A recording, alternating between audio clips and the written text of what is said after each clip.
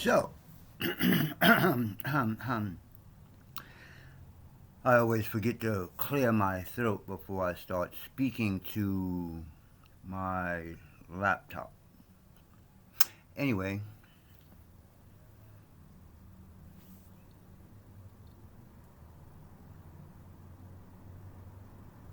Magu Zian Show, divine marijuana brings immortality. Yeah, I know. I'm on the ancient Egyptian side of the temple. That's because I didn't feel like going through the whole. I just wanted to make this quick video because I put a ad in the newspaper, the local newspaper. So pretty much I was trying to find sales representatives because I'm going to be building up my kung fu and self healing, and I have a training video and all that products. Okay, so let's start with me.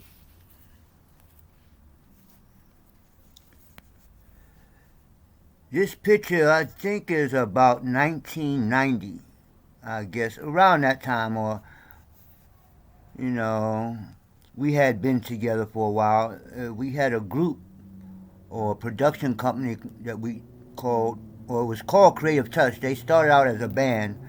These two with these two, they had a little band together, and then that's me, right there, joined the group later on and changed the group into doing like variety talent shows, like the Apollo Theater type thing. So we would have a variety of different talent, and a lot of it was right from our neighborhood. This picture was taken like downtown Manhattan around the World Trade Center before it fell.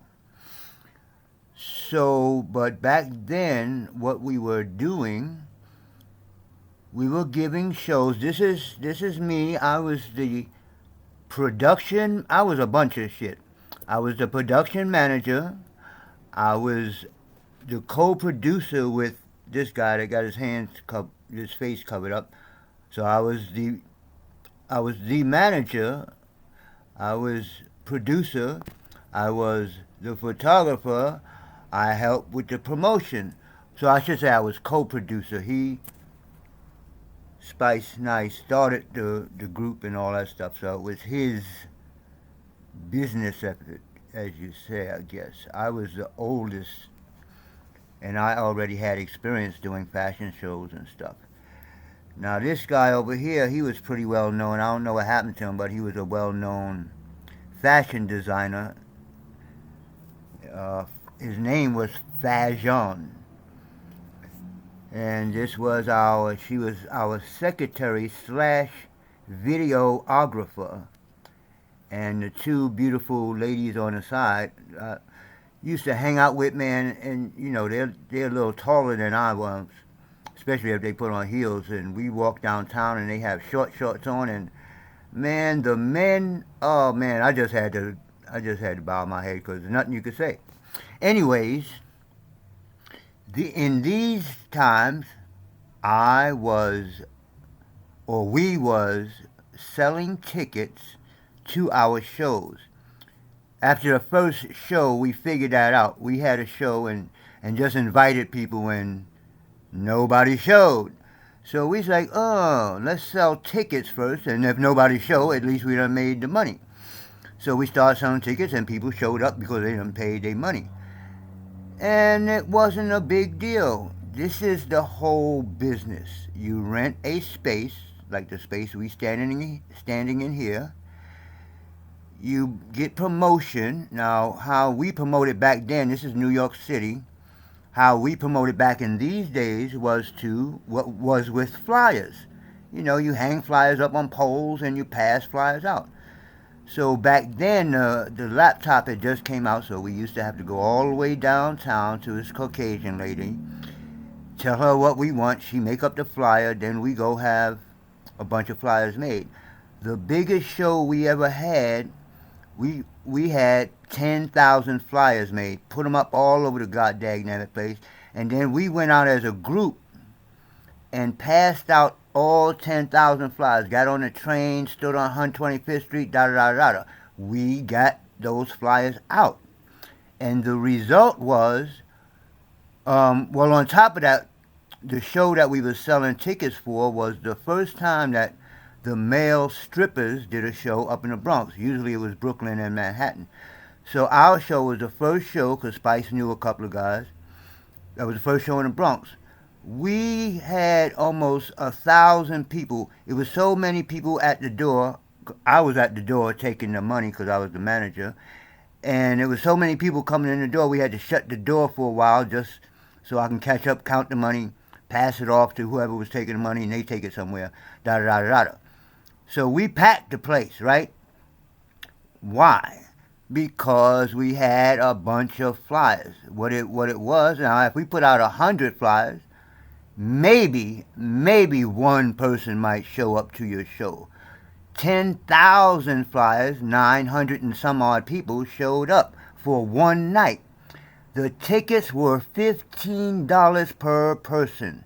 That means we just from ticket sales alone, we almost made $15,000.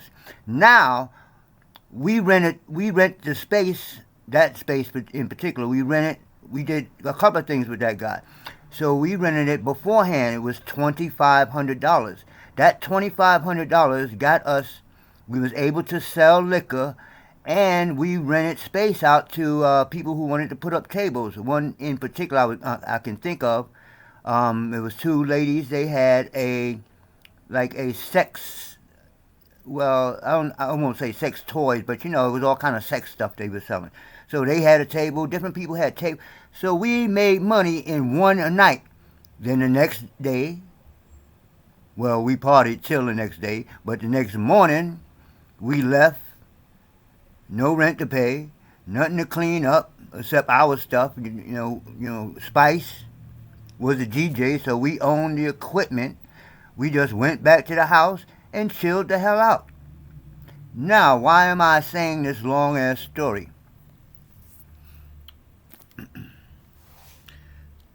Oh, the other half of that is when I started with Creative Touch Productions.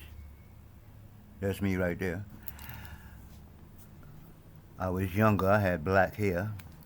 When I started with Creative Touch Productions, I also was teaching, or I just started teaching, Tai Chi Chuan, which I studied with, I'm going to say it every time I get a chance, Grandmaster Leong Shum at Yin Jiao Pai, starting on 34th Street in New York. So I had started teaching in Harlem, New York, right? So even on that side of my short career, I was doing tournaments. I've been in tournaments. We was selling tickets and stuff to our, friends of mine was having underground tournaments, and they was getting packed. It was pretty much the same thing. You have a talent, kung fu or singing. It's just the only two differences between the two I just talked about. But one, the talent is kung fu. The other, the talent is singing, dancing, and we did a variety of shows. The second thing, you need space. Now, here in California, you don't need space because it's just about sunny every day. I can do it outside and don't even have to rent space. Thirdly, you need to promote. All you need to do is promote, and you need to promote on a large or as large of a scale as you possibly can. Because, like I said, if you make 100 flyers, or nowadays it's the internet, if you get on the internet and promote to 100 people, you might get 1, 2 if you're lucky. But if you promote to 10,000 people, maybe 1,000 people, it's supposed to be 2% return. So maybe 1,000 people or a few less will show up to your event, right? It's just a numbers game. So let's get to the purpose of making this video. Last week I put an ad in the paper called the Sentinel. It's like a black church paper. All the black newspapers out here is, church papers. So anyway, so I didn't say anything about cannabis. I just said I'm looking for sales help. I wanted to. I messed it up. I should have said sales representative. Uh, these people, I don't think it would make a difference. Okay, so a day or two later, this sister calls me. I'm at the beach making a video, but when I get the call, so I tell her I'll call her back later. So I call her back when I got back to the house, but she didn't answer, blah, blah, blah. She just called me today. Today is Wednesday, the 23rd of October. So she calls me, and, we start talking. So I told her the reason I wanted to talk to her was that part of my business is dealing with hemp and cannabis. So I'd rather tell you up front. That's the first thing I said. That I'd rather tell you up front so you can make up your mind right now before we get into any other questions. This is supposed to be a business call. We can get it up front. If you don't want to deal with cannabis, fine. Next person. Okay, so she didn't say yes or no. She just started. Somewhere in the conversation, I mentioned that, she asked me about the hemp and the cannabis. So I explained to her, I'm kind of replacing the Chinese herbs because the Chinatowns in America are starting to disappear, and maybe we won't have access to the herbs, etc. So I explained that as quickly as I could. So she goes on about it. She's like, so why are the Chinese stores closing up? And why there must be an administrative reason, or or sometimes people come to you and they offer you your money for your business. And okay, I have to slap myself against the head. No, I have to pat myself on the back because I stayed calm. So I explained to her, maybe, or more probably, as far as I know, it's just a gentrification thing, just like everywhere else. They gentrify in the white neighborhood in Venice Beach. They gentrified over there too with the artists and stuff. So now I'm explaining to her that, well, maybe all they have to do is raise the rent, but the stores are closed down. I mean, they're closed down. There's no other store there. Nothing. Then she goes on. So why didn't another store go in there? And why didn't this and that? Okay. So eventually, after a couple of times of saying the same thing, I'm like, because after a while, I'm just looking at the phone like, when I try to say something, she's still talking. So eventually, I'm like, okay. Are you in? No, first I asked her, do you have any sales experience? Oh, yeah, I got plenty of sales experience. I'm like, you got plenty of sales experience? You don't even have to know yourself. Well, I said that in my head because I'm trying to stay calm on the phone. Anyway, so the next thing I said, do you have any sales? Oh no, I said that one. So then I'm like, okay, this is going nowhere. You called me about a job. You called me. I'm the one offering the job.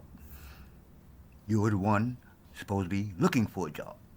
But your conversation is about Chinese stores closing up for like a half hour. But I was cool. So, finally, I'm like, are you into... No, I was cool. Are you interested in this or not? What she say? Well, I don't even remember what she said. I guess it was no. No, she didn't say no. She said something else off the wall. So I said, well, never mind. And she's like, yeah, never mind. Wait. I just spent a half hour. I put an ad in the newspaper. That's California. This is not just this one person. Since I've been here, it's the mentality. I don't understand the mentality. I'm offering a sales job.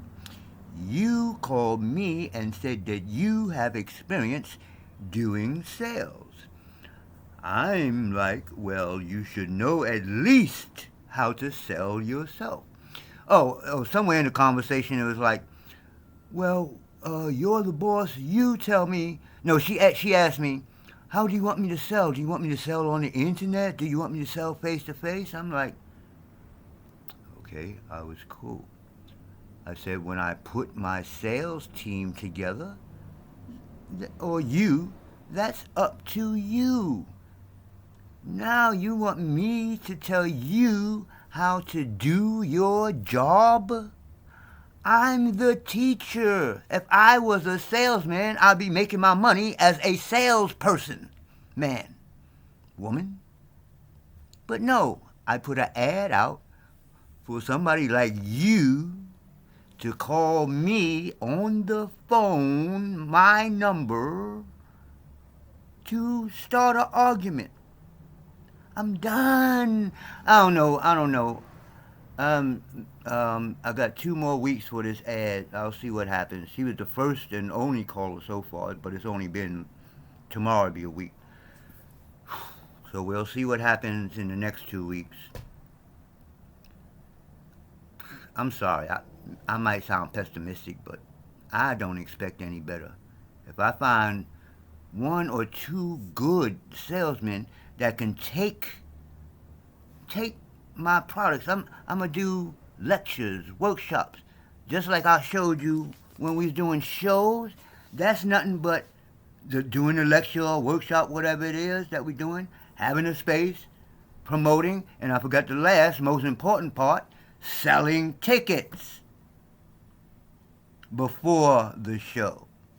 Sell your tickets 2 weeks or 2 weeks before the show. See what you got. If you ain't got enough people, don't do the show. Don't put out any more money. If you sold all your tickets or most of your tickets, you know the show is on. Now, the fifth thing is to do a good show and make sure you get the people's names and addresses in your. It's simple. After I hung up on her, she called me back. I didn't answer. So she sent a long ass text talking about I should get a consultant and blah blah blah blah. Maybe that's true, but I'm 67 years old. I ain't got time for all that shit. I've been teaching for 40 years. We've been kind of successful. We didn't push it though. Just in what we was doing, get talent, get space, promote, sell tickets. And we made money. I did it on two sides of the fence, entertainment and in the Tai Chi martial art world.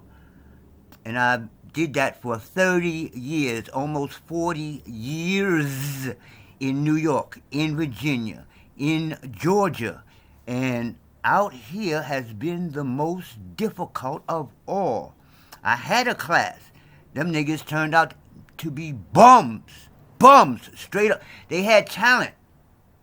But the character of people out here, the character of people out here. So, maybe if the ad don't work, maybe I'll put it on the internet. I have products. Are you a sales representative? Sell a fucking product. Don't ask me how to sell the fucking product. But I was cool. I'm out. Peace. I tried to give the a job. God damn it.